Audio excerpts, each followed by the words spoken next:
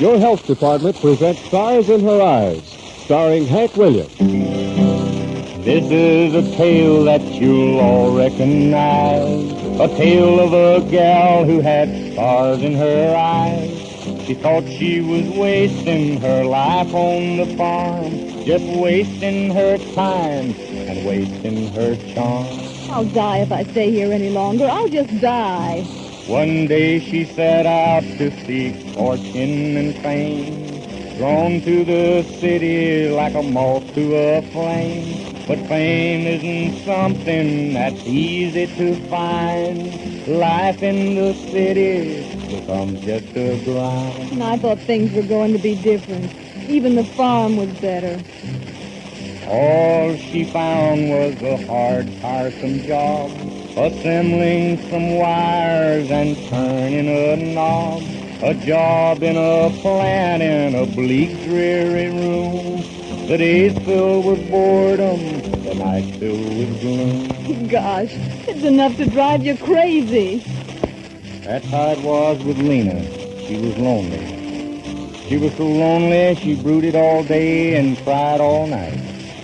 She was on the verge of chunking up everything, going back home. And late one afternoon, fate walked into the assembly room. It happened at 1 minute to 5. Are you Lena Rogers? Yes, sir. I'm Joe Creed. How do you do, sir? You don't have to serve me. Lena, I'll tell you what I want. I'm making a time study of the various jobs of the company. Time study? It's something like, like a survey. I've been doing the other departments. I've just come around to yours. I'd like to start with the first operation here. I didn't realize it was so late. Look, Lena, I'm kind of pressed for time on my report. Could you stay overtime tonight? Yes, I could. Good. I'll tell you what. How about going out and having a bite with me first, okay? Okay, Mr. Creed. Joe, you're sure now that I'm not keeping you from anything? No, Joe. You're not keeping me from anything. They went out to dinner that Monday night. She felt so nervous, didn't touch a bite. They went out to dinner that Monday night, and he asked for a date for Tuesday. Sure, Joe. They went to a movie Tuesday night, and suddenly the world seemed so bright. They went to a movie Tuesday night, and he asked for a date for Wednesday. I'd love to, Joe. They went to a dance on Wednesday night. She had one drink, got high as a kite. They went to a dance on Wednesday night, and he asked for a date for Thursday. I'll be waiting, Joe. He took her walking Thursday night and held her hand in the pale moonlight. He took her walking Thursday night, and he asked for a date for Friday. Yes, dear. He took her riding Friday night. When the ride was over, it was broad daylight. He took her riding Friday night, and by golly, he didn't ask for a date for Saturday. Yes, darling. He kissed and hugged her Saturday night. He said you had enough. She said not quite. He kissed and hugged her Saturday night, and they both went to church on Sunday. Lena was lonely no longer. She was in love. In love and so happy she dreamed all day and sighed all night. And pretty soon, as it must to all men, the day came when Joe Creed could contain himself no longer. Lena, Yes, Joe? I guess you know how I feel about you. Yes, Joe. Do you feel the same about me? Yes, Joe. Well, then, what are we waiting for? Let's get married. That's what they did. They got married. And after that, they didn't have to go out every night. They stayed home and made love. And thus the story might have ended, as it does 1,000 times a day in similar situations, but this isn't that kind of a story. Where other stories end, this one begins. Lena, I'll be leaving you soon. Leaving me? Yeah, I've got to go out in the field. Oh, gee, you got me scared. The way you said it, I thought... Don't ever say it that way again, Joe. Don't ever say it. Okay, honey. I'll be taking a trip soon. Do you have to? Why, sure. I wouldn't go if I didn't have to. But we've only been married a month, Joe. I know, honey, but it's part of my job. Every year I have to go out in the field, get together with the field officers, see how they're doing. How long will you be gone?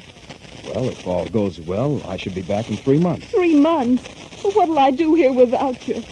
What'll I do? I'll go crazy. Well, I guess you can keep yourself busy. Gee, honey, I didn't think you'd take it so hard. How did you expect me to take it? I don't know. I thought... Oh, please try to understand, Lena.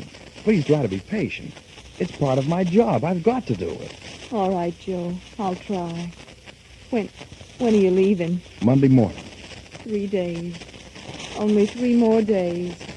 And so one morning, bright and early, Joe took a train and went out west. Left her Lena standing at the station, a heavy weight on her chest. She trudged back home, forlorn and tearful. The house looked deserted and bleak. She took Joe's picture down from the mantel. She stared at it all the week. Each day the postman brought a letter. Each day she mailed one back to Joe. But instead of making him seem closer, it only made the distance grow. That's how it was with Lena. She was lonely. So lonely she cried all day and cried all night. Only one thing made those long evenings bearable. A friend of Joe's, at least he called himself a friend, dropped in occasionally to keep her company. And they spent all their time talking about Joe. Sort of seemed to bring Joe closer to her, to have someone talk about him. Yes, sir. Joe and I have been knocking around together since high school. And speaking of high school, did I tell you about the time Joe and I hitchhiked to Chicago? No, you didn't, Leo. Oh, that was really something. The first ride we hitched was on a truck. And the driver said, "You take the wheel." Just like that. Joe'd never driven a car before. Yes, it brought Joe closer to her to have someone talk about him. But one evening, it was about a month after Joe left, the friend had run out of things to say, about Joe, that is. Say, Lena, how's about you and me having a little drink? In Joe's honor. Well, we don't have anything in the house. Oh, Uncle Leo took care of that. I brought along a bottle. Hey, you like a drink, Lena? Well, maybe. All right. We'll have ourselves a celebration to our friendship. They had one drink. Here's to Joe, the best friend a guy ever had. To Joe. They had another drink. Here's to Joe. To Joe. And they had a third drink and a fourth. To us. To all 3 of us. Or is it 4? After that, he forgot his place, and she forgot his. Please, Leo. Leo, don't. Leo. Oh, Leo. Next day, she woke up, feeling mighty sorry. Her face was hard and flushed with shame. She vowed she would never, oh no, never, forget herself like that again. How could I do it? How could I?